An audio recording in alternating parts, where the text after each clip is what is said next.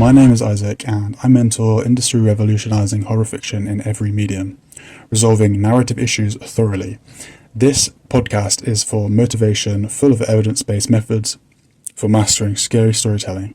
So if you want to become instantly effective in horror, my one-to-one narrative consulting is available now. Sign up for it in the link in the description. So let's talk about making memorable villains. Firstly, what exactly is a villain? Well, narratively, the villain is the engine of conflict. In mythological terms, they are usually the shadow of the story world itself. The villain represents the terror of the story, fully embodying the darkness of the text. Most villains neatly fit into a few archetypes. These can be subverted and are done so to drive up the fear. It's the use of seeing recognizable characterizations that can turn irredeemable actions into empathetic tragedies.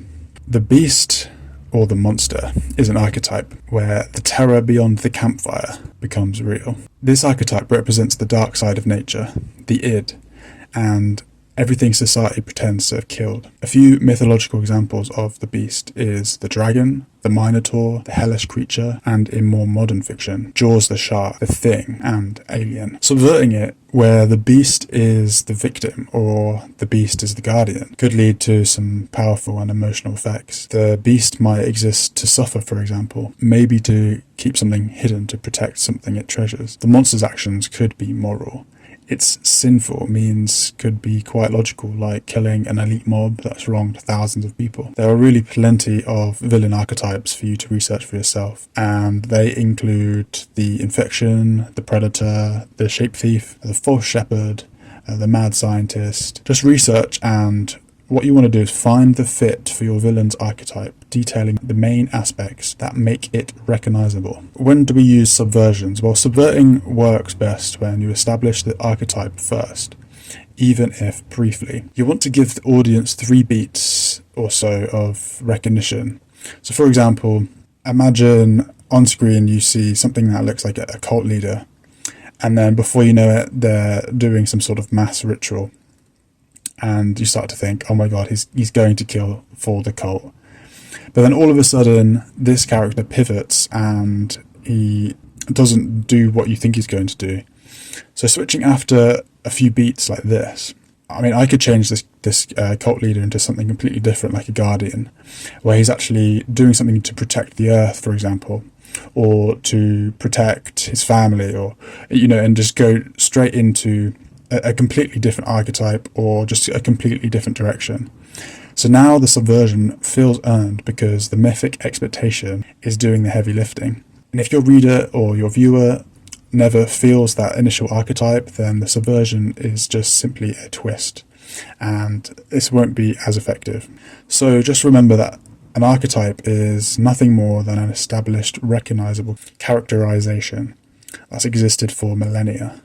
So it comes not only with patterns, but with cultural significance that's been brewing in the collective human psyche.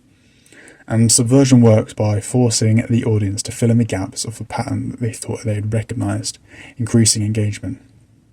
So moving from one archetype to another with the same character becomes extremely engaging for the audience. This is because the subconscious mind tracks it, and as humans we are wired to see meaning and recognise pattern changes. By following their growth from one archetype to another, the audience gets to interpret why this has happened. This surpasses any writer's intention, as one person might read into the pattern differently to someone else. In basic terms, featuring archetypes in your story does a lot of heavy lifting for your villain and your story. Making them grow or subverting their archetype adds depth, shock, and increases engagement to your audiences without the need to force anything. So making memorable villains comes with the author truly knowing more than the audiences. So these enemies, threats, or main antagonists should really be thought out. So be ready to totally know the ins and outs of your main villain psychology.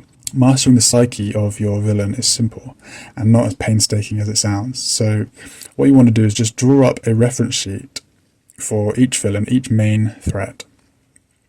And again, I recommend drawing up a mind map, but you can just use bullet points with subject headings. So the things you want to be listing off are their fears, their motivations, the backstory, their relationships, their traits, their growth arcs, and their archetypes, of course.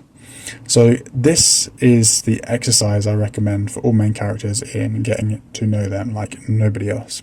The reference can be shared within your production teams too, including performers. From revealing more things about your villain, you'll begin thinking in terms of their worldview. And once you start seeing things from their perspective, it lets you identify what the character would say or do. Now, this is imperative as it stops you from throwing generic and even tropey lines into their mouths. So next I'm going to talk about symbolism. So think Darth Vader, Pinhead, and in Silent Hill there's Pyramid Head. Well, these villains have iconic visual symbolism built into their design. For villain design, including just one symbol into the design is really enough to become a powerful and memorable look. Just make sure that the symbol furthers the experience of the story, the journey into the darkness of the text. The audience will experience their own meaning, so don't overthink it. And like in Silent Hill, the design subverts symbolism, turning the "what is that on his head? It must link to the rest of this" sort of thinking actually leaves the audience totally devoid of any acknowledged meaning. And this is the thing, audience seem to move mountains trying to still seek meaning from designs when there's actually no link to any recognizable form or meaning behind it. And that's really the purpose of including symbols, is to elicit meaning beyond the story's medium itself. So a memorable villain is usually one that is wronged by the very things that the good guys in the story fight for. They journey themselves into the darkness of the story realm or within the text, but without guidance, and they can be redeemed by seeing error and then mentoring in the darkness.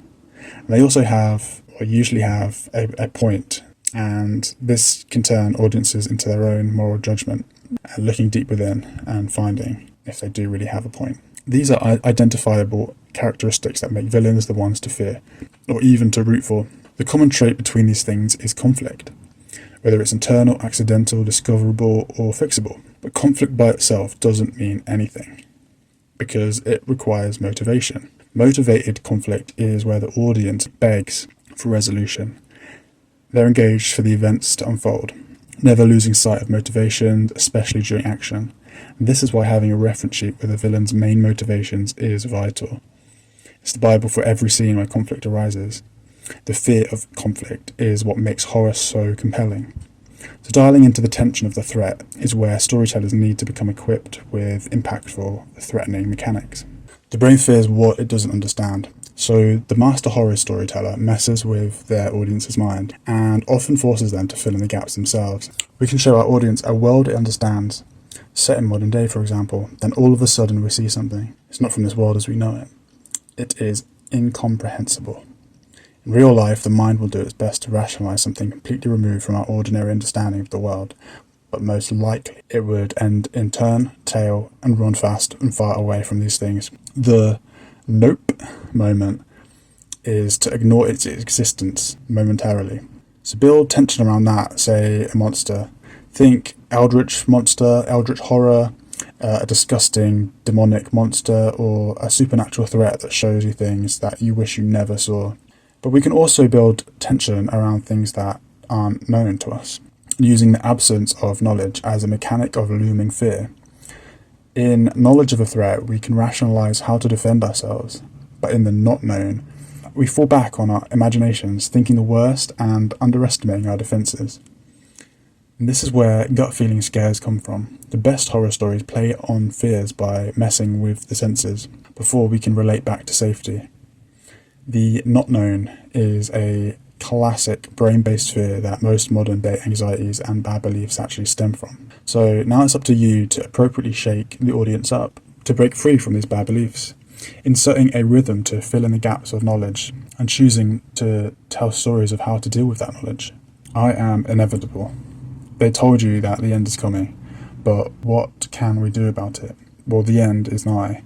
We just sit tight, pray and wait, and the reveal of whatever the end is, are you ready or not? So inevitability. This is the easiest way to make horror a threat, in my opinion. All you have to do really is sort of set a time ticking down, like a ticking bomb. So let me give you a really quick example. A boy meets girl, But all of a sudden, a man interrupts them, saying, "In 3 nights' time, the phantom shall break free. Run, you fools." The couple shrug it off like it's nothing. But the next day, at their apartment, a note is pinned to their door, and it reads, "It hunts souls, and in 2 sundowns' time, it shall come for yours."